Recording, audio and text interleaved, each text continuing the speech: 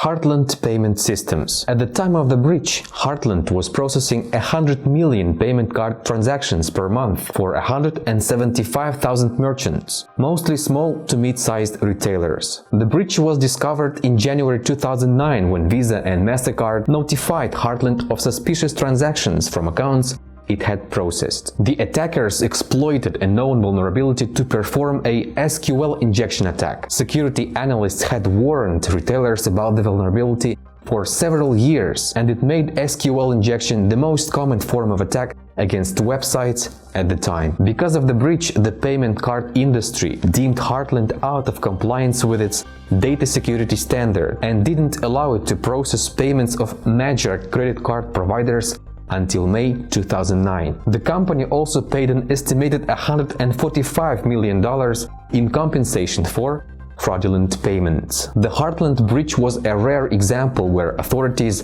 caught the attacker. A federal grand jury indicted Albert Gonzalez and two unnamed Russian accomplices in 2009. Gonzalez, a Cuban-American, was alleged to have masterminded the international operation that stole the credit and debit cards. He was sentenced in March 2010 to 20 years in federal prison.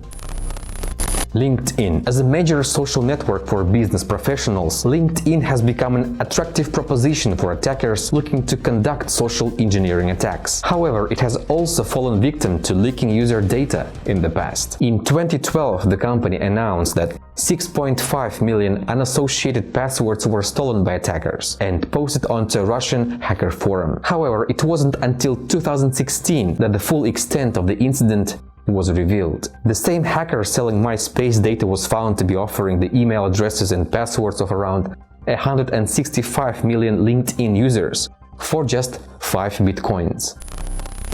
Though it had long stopped being the powerhouse that it once was, social media site MySpace hit the headlines in 2016 after 360 million user accounts were leaked onto both leaked source and put up for sale on dark web market. The real deal, with an asking price of 6 Bitcoin. Adobe. In early October of 2013, Adobe originally reported that hackers had stolen nearly 3 million encrypted customer credit card records, plus login data for an undetermined number of user accounts. Later that month, Adobe raised that estimate to include IDs and encrypted passwords for 38 million active users. Weeks of research showed that the hack had also exposed customer names, IDs, passwords, and debit and credit card information. Yahoo announced in September 2016 that in 2014 it had been the victim of what would be the biggest data breach in history. The attackers, which the company believed were state-sponsored actors, compromised the real names, email addresses, dates of birth, and telephone numbers of 500 million users. Yahoo claimed that most of the compromised passwords were hashed. Then in December 2016, Yahoo disclosed another breach from 2013 by a different attacker that compromised the names, dates of birth, email addresses and passwords, and security questions and answers of 1 billion user accounts. Yahoo revised that estimate in October 2017 to include all of its 3 billion user accounts. eBay reported that an attack exposed its entire account list of 145 million users in May 2014, including names, addresses, dates of birth, and encrypted passwords. The online auction giant said hackers used the credentials of 3 corporate employees to access its network and had complete access for 229 days, more than enough time to compromise the user database. The company was criticized at the time for a lack of communication with its users and poor implementation of the password renewal process. Marriott International announced in November 2018 that attackers had stolen data on approximately 500 million users. The breach initially occurred on systems supporting Starwood hotel brands starting in 2014. The attackers remained in the system after Marriott acquired Starwood in 2016 and were not discovered until September 2018. The attackers were able to take some combination of contact information, passport number, Starwood preferred guest numbers, travel information, and other personal information. The credit card numbers and expiration dates of more than 100 million customers were believed to be stolen, but Marriott is uncertain whether the attackers were able to decrypt the credit card numbers. The breach was eventually attributed to a Chinese intelligence group seeking to gather data on US citizens, according to a New York Times article.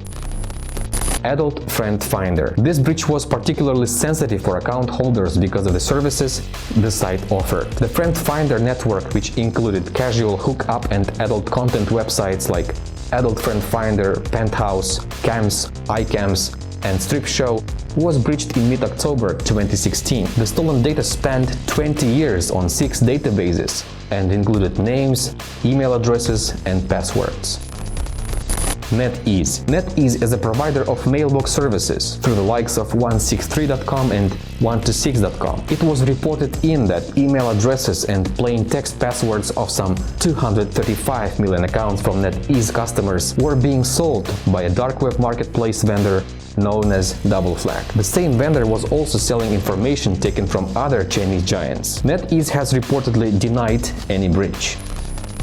Equifax, one of the largest credit bureaus in the US, said on September 2017 that an application vulnerability in one of their websites led to a data breach that exposed about 147.8 million customers. The breach compromised the personal information, including social security numbers, birth dates, addresses, and in some cases, driver's license numbers, of 143 million customers. 209,000 customers also had their credit card data exposed. The number was raised to 147.8 million in October 2017. Equifax was also slow to report the breach.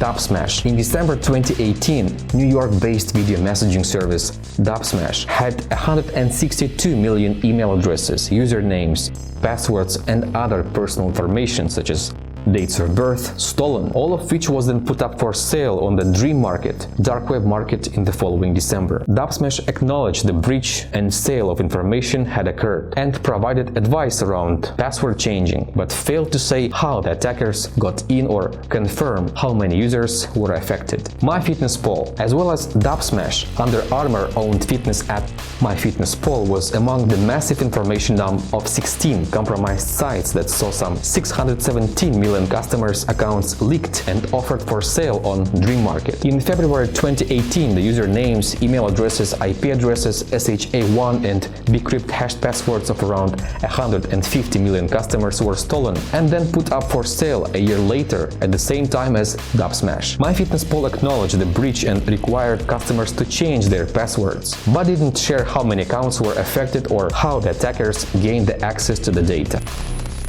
Zynga. Once a giant of the Facebook gaming scene, Farmville creator Zynga is still one of the biggest players in the mobile game space with millions of players worldwide. In September 2019, a Pakistani hacker who goes by the name Gnostic Players claimed to have hacked into Zynga's database of Draw Something and Words with Friends players and gained access to 280 million accounts registered there. Zynga later confirmed that email addresses, salted SHA-1 hashed passwords, phone numbers and user IDs for Facebook and Zynga accounts were stolen. Canva. In May 2019, Australian graphic design tool website Canva suffered an attack that exposed email addresses, usernames, names, cities of residence, and salted and hashed with bcrypt passwords of 137 million users. Canva says the hackers managed to view, but not steal, files with partial credit card and payment data. Sina Weibo. With over 500 million users, Sina Weibo is Chinese answer to Twitter. However, in March 2020 it was reported that the real names, site usernames, gender, location, phone numbers had been posted for sale on dark web markets. Passwords were not included, which may indicate why the data was available just for $250.